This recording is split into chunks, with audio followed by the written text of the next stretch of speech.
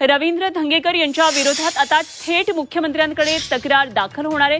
पुण्यामधल्या भाजप पदाधिकाऱ्यांनी मुख्यमंत्री देवेंद्र फडणवीस यांच्याकडे रवींद्र धंगेकर यांची तक्रार केली आहे। रवींद्र धंगेकर यांच्यावर कारवाई करण्याची या तक्रारीमध्ये मागणी करण्यात आली आहे। धंगेकर हे वारंवार महायुतीतल्या नेत्यांवर टीका करत असल्याचं भाजप नेत्यांचा आरोप आहे आणि मुख्यमंत्र्यांनी थेट एकनाथ शिंदे यांच्याशी बोलणं करावं, त्यामुळे ते आता बोलणार का अशा प्रकारे चर्चा सुरू झाली आहे आणि धंगेकरांवर कारवाई होणार का, झाली तर नेमकी काय कारवाई होईल याकडे सुद्धा आता लक्ष आहे।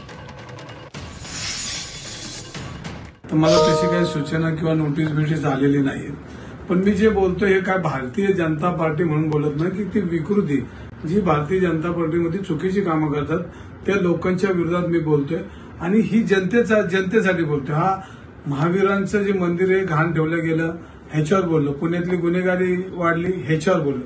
ही जर माझी चूक असेल तर भारतीय जनता पार्टीच्या शेवटच्या कार्यकर्त्यांनी म्हणून सांगावं की धंगेकर हे तुम्ही चुकलाय आणि त्यांनी मला समजून सांगावं, मी त्याचाही आदर करेन। मी भारतीय जनता पार्टी म्हणून बोलत नाही।